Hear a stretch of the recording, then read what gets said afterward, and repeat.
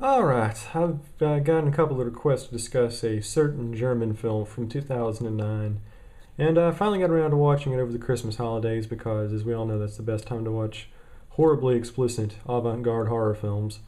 And the name of this film is called The Angel's Melancholy. Its German title is Melancholy der Engel, or whatever, doesn't really matter. But anyway, I've heard from a lot of people that have described this film as being the absolute most depraved and disturbing and disgusting film of all time, and it took me a while to get around to watching it, and I finally did see it, and it's a pretty good movie. I don't think it's a great film by any stretch, nor do I really consider it to be a great genre film, the same way I kind of view stuff like a Serbian film or a Cannibal Holocaust. But overall, I really kind of enjoyed it. I thought it did a lot of really innovative things, it had great atmosphere, and it took a lot of risks, and as we all know around here, this may or may not be satire, we value, truly, renegade individualism. And this is a film that you will never see get made in America, that's for darn sure. I can give you some background on the film. It's directed by the same guy who did Cannibal from 2006, which was a really great, underrated horror film based on a true story. So, since I found out the same guy that did that one did this one, I was really excited. So the film as a whole, it doesn't really have much of a linear plot. I guess the best way to describe the film is it's about a gaggle of these really weird pagan sex cult ritual people that just meet up in Germany and hang out and do lots of really depraved antisocial things. So the way I described it right there kind of sounds like it might be kind of like August Underground, but it's actually a whole lot more artistic than that. I think this is the kind of film where the emphasis is not really so much on the shocking stuff as it is the juxtaposition of the beautiful and the decadent. It's a very technically proficient film. The editing is fantastic. There is some downright amazing juxtaposition throughout. The music is also fantastic. You have another great example of juxtaposition when you have the classical, beautiful music coupled with some truly horrific scenes of brutality. So I think that's also very well done.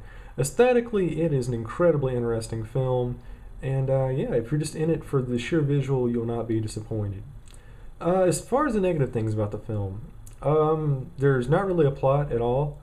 Even like compared to something like Regurgitated Sacrifice or August Underground's Mortem, this one is really, really light on plot. It's just people convening and engaging in these really weird ritualistic depraved acts without any real sort of catalyst or explanation. So if you're in this for the narrative, you're going to be sorely disappointed.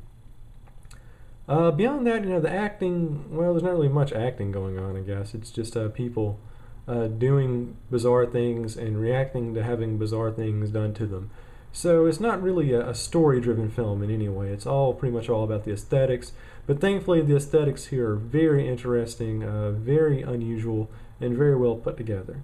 As far as the content of the film goes, I really wasn't freaked out that much. I mean, compared to something like, I don't know, MSD004 or I don't know, what's another good one? A Tumbling Doll of Flesh. This one really did not get to me.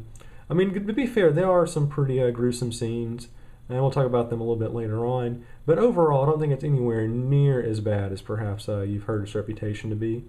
I mean, if you're kind of new to it, you're probably going to be shocked, but, even compared to something like a Serbian film, or I Spit on Your Grave, the original, I don't think this film is that revolting or disturbing or unnerving. Not to say it doesn't have some very gruesome stuff going on.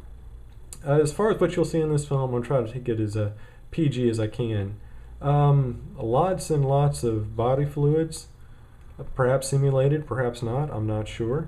Lots of up-close shots of the human body, including the parts that we're not allowed to talk about on YouTube. There's also a lot of animal cruelty. Probably that's the most shocking thing about this film. I think it probably even outdoes Cannibal Holocaust in terms of per capita animal carnage. There's lots of stomping, lizards get crushed, a cat gets killed, so there's a part where a bird has its beak ripped off. So it's very, if you're a fan of animals, if you're into PETA and all that stuff, I would strongly advise you to stay away. But then again, I hate to go on my spiel about people being really angered by animal cruelty in films. I think it's kind of misdirected rage. I mean, don't go after the guys who made this movie. go after Colonel Sanders. Those guys are the real perpetrators of animal brutality, but that's an aside. Let's see what else. Lots of torture, lots of simulated sexual attacks. Really, nothing we haven't seen done before. But what makes this film different is, of course, the juxtaposition. It's very lyrical. The entire film is almost like an extended poem. People don't really talk in terms of contextual things, but it does have a very nice, shockingly beautiful flow in terms of the delivery of the characters. So in some ways, this film is almost kind of a musical. I mean, as weird as it may sound, that's what it pretty much is, only with lots of golden showers and people having giant scabs ripped off their bodies and poked for some weird beard sexual fantasy. I don't know. I'm not really into that stuff, but it's there. All in all, I can't say I was a huge fan of the film. I mean, I really enjoyed it. I thought it took a lot of risks. Overall, I think it's really, really decent. I like the fact that it is 2.5 hours because it gives some time to sort of build things up and get some momentum going, which is also kind of a problem because it takes about an hour before things actually get moving. In some ways, it's a positive. In some ways, it's a negative. But once it gets rolling with all the zaniness, it really doesn't let up at any point. And the last 20 minutes, I think, are especially poignant and powerful and impactful and probably going to freak you out considerably.